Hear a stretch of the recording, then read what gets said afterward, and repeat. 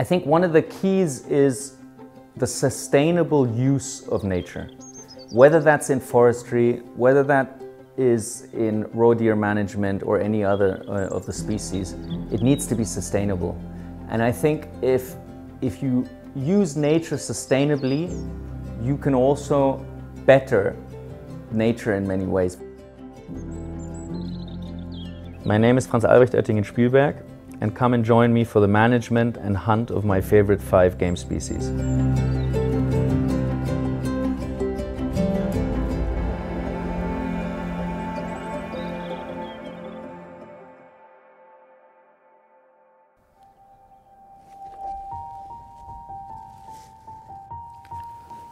We're having a bit of a weather change. It seems like there's a bad weather front coming through. We've spotted a group of roe deer, maybe 500 meters away. We think one of the bucks is one of the bucks that we have on the list. So just before the bad weather really hits, we're going to try and have a look. Obviously, this type of wind is not great when you're shooting a 87 grain bullet. So we can't shoot at very long distances, but up to 200, 250 it should be fine. I think we might even get closer than that.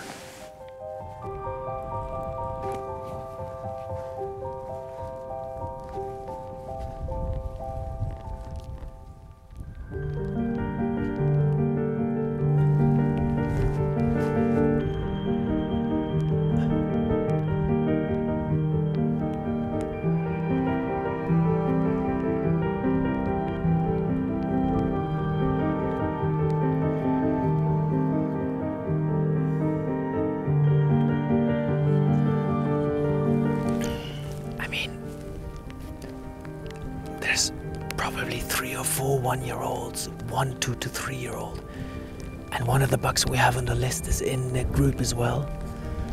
But now that I'm looking at him, he looks young. I want to have a better look and make a decision.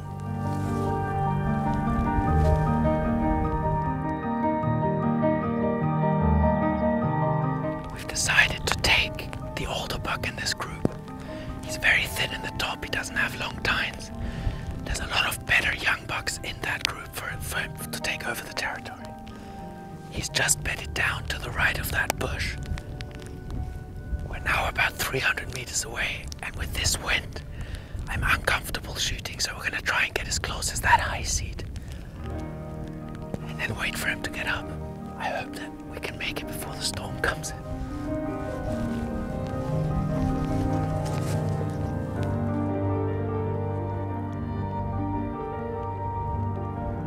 Usually, I would wait for him to get up, but because we've got this bad weather front coming in, I'm gonna bark at them, and hopefully he'll get up and stop and look around and see what's going on, and for me to take a shot. Of course, it's risky. They might also get up and jump and run, but hopefully he'll stop for just a second.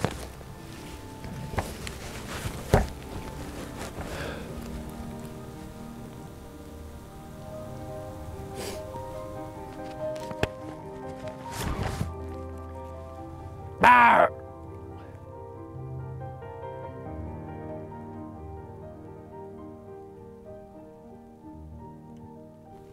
Bow!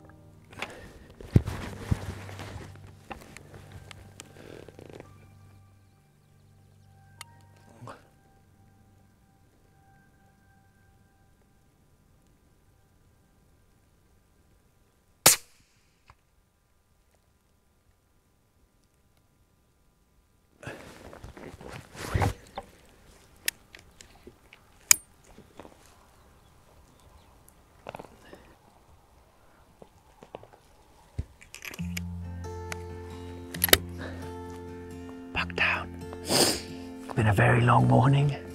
We've had a couple of chances. Saw many, many young bucks. What we're really doing at the moment is, because the fields are still so low, it's a great time to be as selective as possible with our roe deer population. We're trying to take out all the management bucks and some of the old bucks right now, because in the summer all the vegetation is so incredibly high. Yes, you can call them in once in a while, but to be really selective now at the beginning of May really is the time in this particular area. The buck we just shot is a management buck. You saw that the rest of the group had a lot of very promising yearlings and also one very good 2-year-old. And that's why we took this guy. And yeah, after 5 hours of trying this morning, or 6 hours even now, I think it's nearly 11, we went out at 5, we finally made it. So I think what we'll do is go back to the car and then take a way around, because we can't jump that. We can't jump that. What's the word? Graben.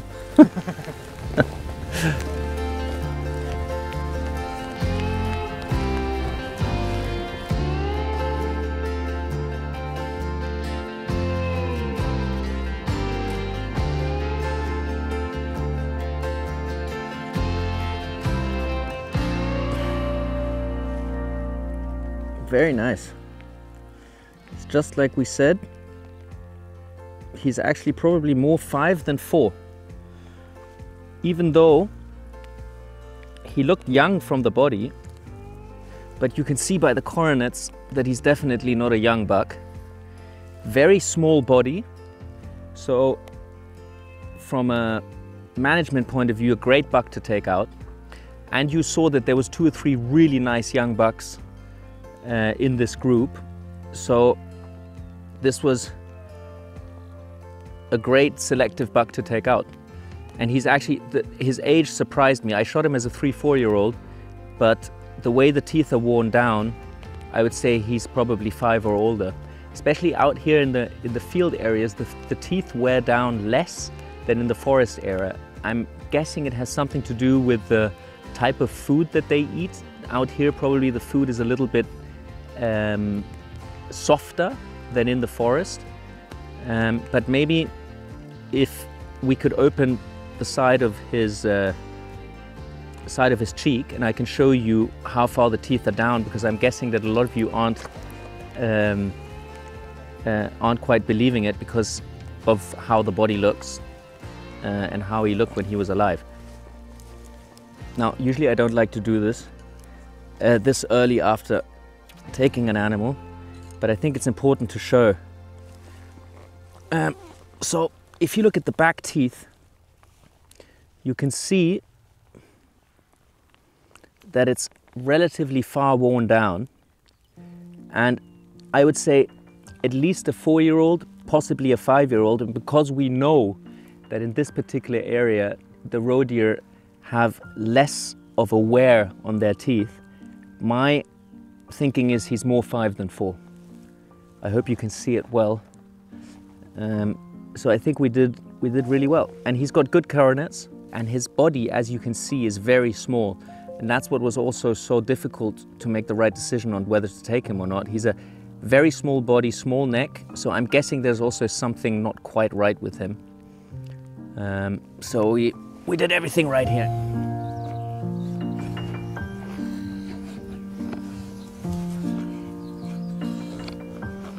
For me, seeing a nice trophy on a wall, it doesn't even have to be a big one, but one that I've had history with, it really brings me back to that moment in life, whether it was the time I was getting married or whether it was the time I finished my university. I have, for example, one buck that I shot on the day that I passed my driver's license. And on that day, I nearly failed, because in Germany you have to park your car backwards into a gap, and if you have 3 chances, and if you didn't get it by the 3rd chance, you don't pass your driver's license. And on the 3rd time I got it. The first time I bumped on the curb, and the 2nd time as well, and the 3rd time I did it perfectly. So that was so every time I walk past that buck, I remember that moment. I remember the exhilaration of passing that driver's license.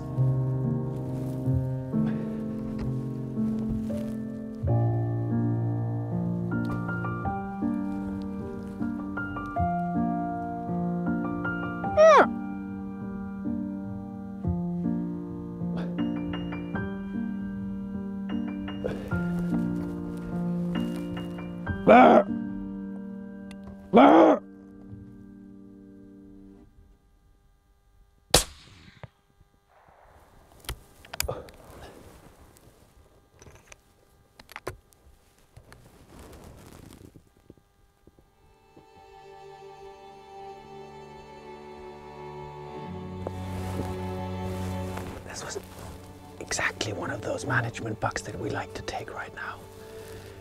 He's really, he's good in the body, but he's genetically, from a trophy point of view, just way below average. And in the background, we had a very good young 1-year-old, and we know another 2-year-old that lives here. So these are exactly the ones that we want to take out before the rut, so he doesn't pass on his genetics for another year. And keep the young, I mean, there's another mature buck also here that can take over the rut, but he should not be taking part in this year's rut.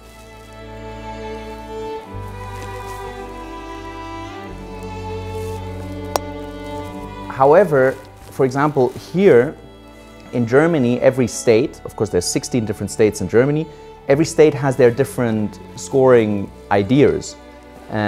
Here where we are, for example, it's the same scoring system, but whereas a buck internationally is a gold medal from 130 points onwards, here where we are, a buck is a gold buck at 105 points. 105 points internationally is just a bronze. So bronze starts at 105. So that gives you some kind of understanding that our regional type here, we hardly ever get to 130 points.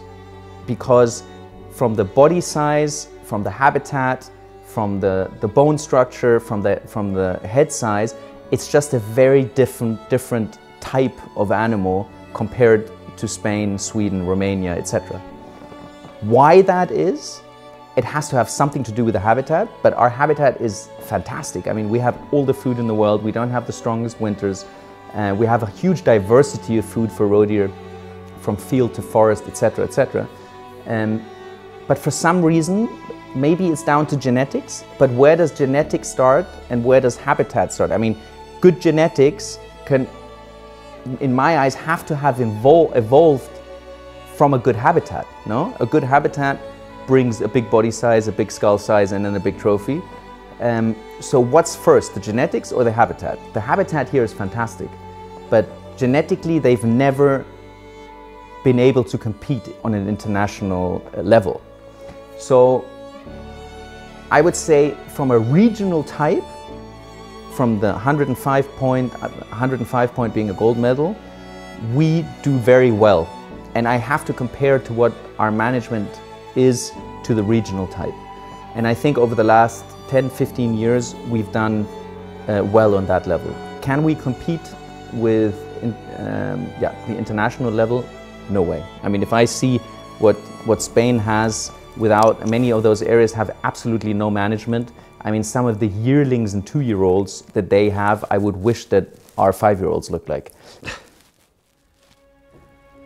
I think from the size of the neck and body size, also the way the cornets are low down, wide head, you can see that he's a mature buck. At the same time, trophy-wise, he has very short tines, short length in trophy in general. He's not very thick, he has very little purling, small coronets. So genetically below average of the regional type roebuck. So he's perfect to take out before the rut. Let's have a check of the teeth. I'm guessing the buck, I mean, in the first glance when I saw him, I thought he was 5. Now up close, I'm guessing he's probably a little younger. Now if we look at the wear of the teeth, as we've learned, there's really no secure way of saying how old a buck is, not even when looking at the teeth, because if he's not tagged, you just don't know. If I look at the wear of the teeth, I would guess he's definitely 3, probably 4. He's relatively evenly worn down from the front to the end, but still has some structure in his M3. So he's a 3-4-year-old buck. Like I said, he's fully mature, but his trophy size is below average. Perfect one to take.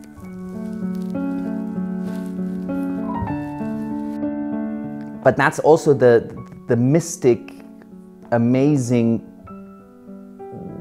secretive thing about this species, because with stags, or even if you go into agriculture, you know, cattle or pigs, etc., it's a very clear line that you have to follow to put them up in body weight.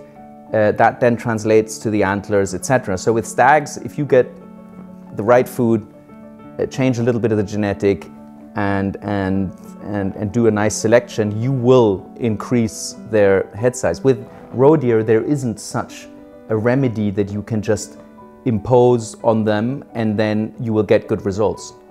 So it's such a secretive species that we know so little about, and that's something that fascinates me.